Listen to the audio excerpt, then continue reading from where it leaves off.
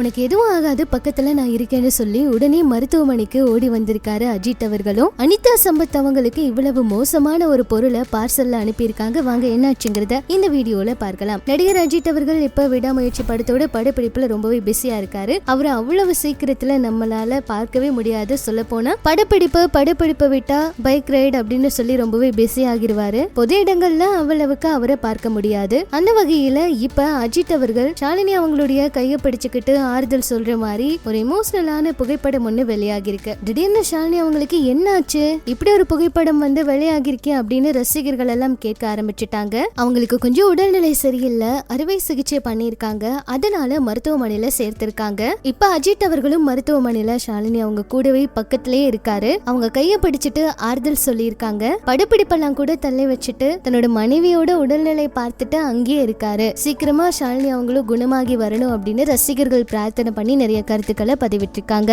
இப்ப இந்த புகைப்படங்கள் தாங்க சமூக வலைதளங்கள் முழுக்கவே வைரல் ஆயிட்டு இருக்கு. இப்படி இது ஒரு பக்கம் இருக்க, அனிதா சம்பத் அவங்க சமீபத்துல ஒரு வீடியோவை பதிவிட்டிருக்காங்க. அந்த வீடியோல நான் இப்படி ஒரு பொருளை வாங்கி ஏமாந்துட்டேங்க, இவ்வளவு மோசமான ஒரு பொருளை எனக்கு அனுப்பி வச்சிருக்காங்க அப்படின்னு சொல்லி ரொம்பவே வருத்தத்தோட ஒரு சில விஷயங்களை பேசியிருக்காங்க. அனிதா சம்பத் அவங்க பிக் பாஸ்க்கு அப்புறமா சமூக வலைதளத்துல நிறையவே புகைப்படங்கள், வீடியோக்கள் எல்லாமே பதிவிடுவாங்க. சொல்ல போனா அவங்களுடைய ஃபேன்ஸுக்கும் நிறைய விஷயங்கள் சொல்லுவாங்க. அந்த வகையில சமீபத்துல இவங்க ஒரு பாக்ஸ் ஆன்லைன்ல ஆர்டர் பண்ணிருக்காங்க. இந்த பொருளை வாங்கினதுக்கு அப்புறமா அனிதா சம்பத் அவங்களும் ரொம்ப நாள் அதை பிரிச்சு பார்க்காம இருந்திருக்காங்க. அவங்க நிறைய பொருளை ஒன்னா ஆர்டர் பண்ணி வாங்கியிருக்காங்க. இப்பதான் ஃப்ரீ டைம்ல அவங்க பிரிச்சு பார்த்திருக்காங்க. அந்த சமயத்துல தாங்க ஒரு அதிர்ச்சியான விஷயம். அதாவது அவங்க ஒரு பாக்ஸ் ஆர்டர் பண்ணிருக்காங்க. ஆனா அதுல வந்த பொருளும் ரொம்ப மோசமான நிலைமையில இருக்க ஒரு புடவை. அதை பார்த்து அவங்க ரொம்பவே ஆடி போயிட்டாங்க. அதுவும் இவ்வளவு நாத்தம் அடிக்குது, இப்படி ஒரு பொருளை அனுப்பி வச்சிருக்காங்க, என்ன இவங்க கஸ்டமருக்கு சர்வீஸ் கொடுக்கறாங்க, இந்த நிறுவனம் கண்டிப்பா பதில் சொல்லியே ஆகணும் அப்படின்னு சொல்லி அவங்க பதிவிட்டிருக்காங்க.